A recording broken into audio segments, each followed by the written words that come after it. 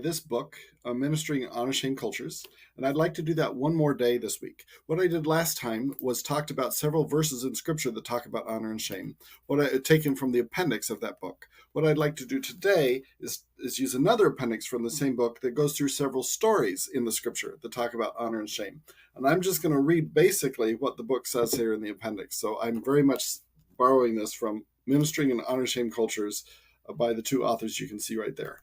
I'm going to eventually, this book has a lot of other stuff in it. It has some really practical stuff about how to respond to people from another culture in a way that will be winsome and that will help draw them to Christ, and in a way that's fully biblical. So I really love that, but I'm not going to get into that. I am going to put this temporarily in the church library. I've spoken to PJ about it. And if you want to borrow it for a while, you're welcome to do that. Just eventually return it. And after people have had a chance to read it for a few months, I'll probably take it back for my own personal library. And maybe we'll buy one as a church. I'm not sure. But so feel free to go grab this from the library if you would like. In the meantime, though, I want to, again, just sort of walk through a lot of Scripture and talk about how it talks about honor and shame. I'm just going to read you what this says. I'm going to paraphrase it occasionally. The idea is that not only are honor and shame themes that show up in verse after verse after verse of Scripture, but there are also themes that show up in all sorts of narratives in Scripture. So going right through in order. It starts in creation. God places man at the pinnacle of creation.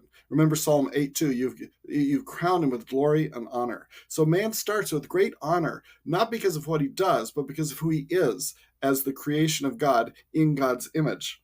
But then the first thing that happens after the fall is that Adam and Eve, they disobey him, they dishonor God, and then they feel shame, and they're expelled from paradise. They're expelled from being in community with God.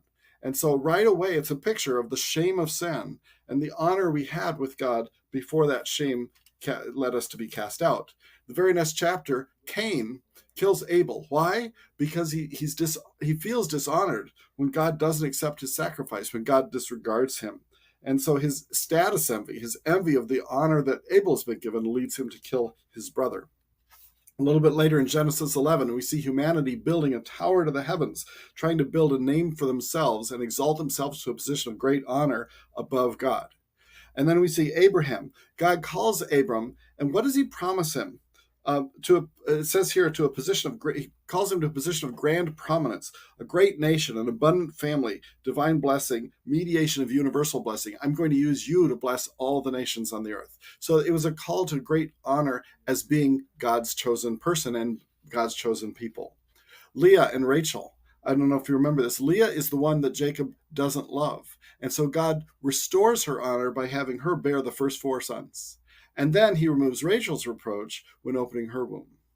Joseph is abandoned by his brothers, cast out in dishonor by his brothers to die in a pit. And he becomes the person of the greatest honor, second most honor in all of Egypt, second only to Pharaoh.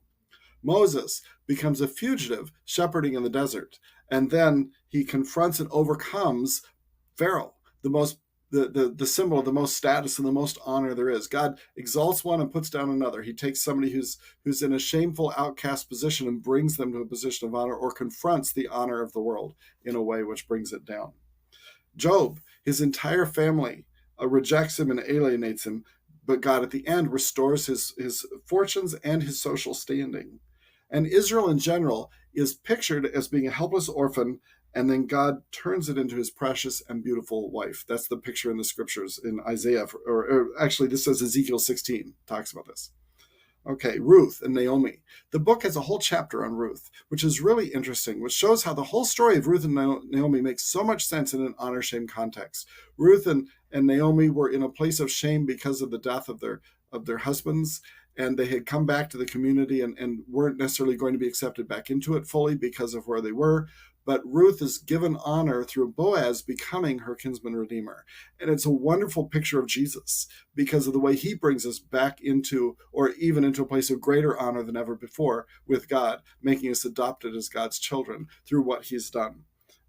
Hannah glorifies God for exalting her from barrenness through the birth of Samuel. Eli's sons. God humiliates Eli's worthless sons because of their disgraceful conduct as priests. They dishonor him. It brings dishonor on them. David, youngest, forgotten, not that honored, but he rises to a position of great great prominence in Israel. Saul, he gets very envious because of the honor that David is getting, because of the praise he gets. Remember Nabal and Abigail. Nabal is this foolish man who dishonors and insults David, and Abigail alleviates the tension by honoring David and his warriors with a large feast. So this all makes sense in an honor-shame context that wouldn't have made as much sense without it. Saul's burial. The Philistines publicly desecrate the body of Saul, but the citizens of Jabesh-Gilead valiantly reclaim the body to avoid further dishonor.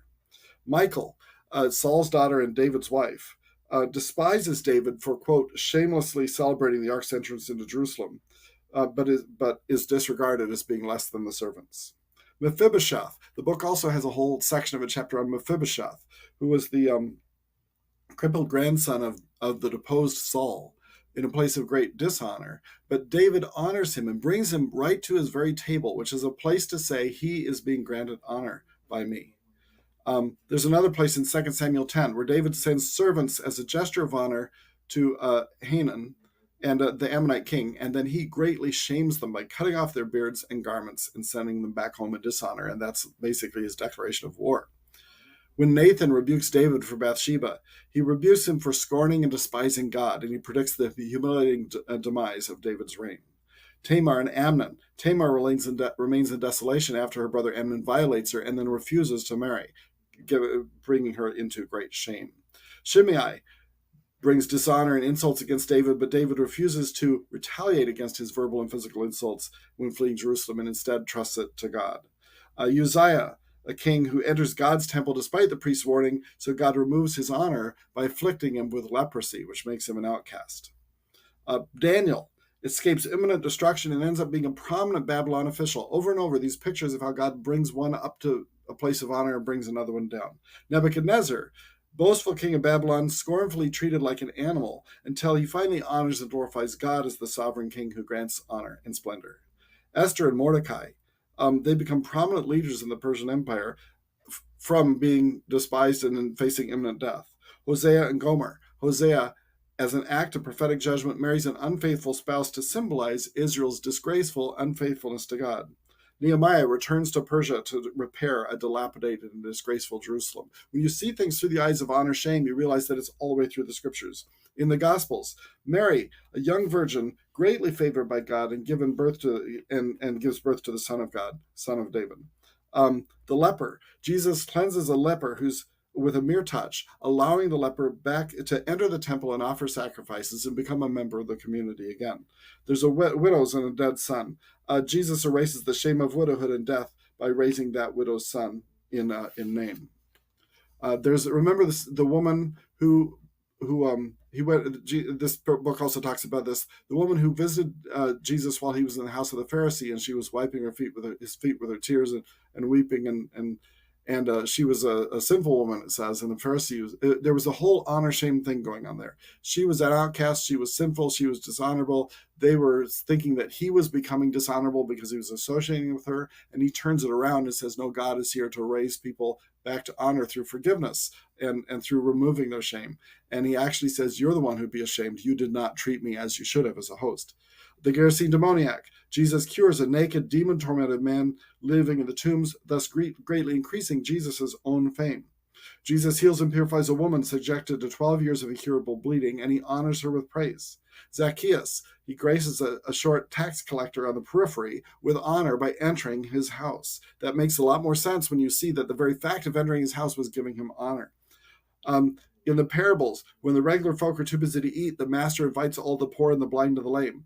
The prodigal son, the son shames his father by taking his inheritance and leaving off. And he comes back, and surprisingly, his father covers the shame and brings him back to a place of honor. The older son also dishonors the father after that, and the father makes the second invitation to him as well. The wicked tenants, ungrateful tenants, are expelled from the vineyard, and a picture of Israel's ethnic presumption and Gentile inclusion. The whole picture of bringing Gentiles in is a place of taking those who were once not a people and making them now a people. Controversies with the leaders. Pharisees kept asking all these things to trick Jesus and try to bring him into dishonor, but he silences their challenges and gains even more honor from the crowds for his wisdom. Foot washing. When Jesus washes feet, the fact that the leader, Jesus, the teacher, the rabbi, so to speak, kneels down and washes their feet shocks them. They don't understand how to take it. And he says, this is because I'm flipping all that honor shame upside down, because it's about what God honors and who God honors. And Jesus himself takes on the shame of the cross, not just the pain of the cross, although that's really significant, but also the shame of the cross. And God, as a result, highly exalts him and gives him a name above every name. So all the way through Scripture, in ways that I hadn't thought of all the way till I read this book, there's this theme over and over that God is the first of all, the one who honors or brings shame, ultimately. The world system isn't necessarily one we need to worry about. But secondly, that sin brings shame on us and led to our being cast out from the family of God. But in the cross, in the gospel, Jesus takes our shame and removes it from us and grants us honor again.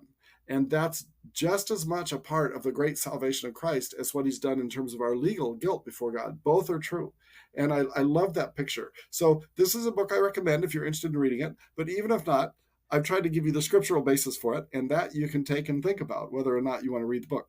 Just recognize the idea of honor and shame all the way through the scriptures. Okay, next week we'll move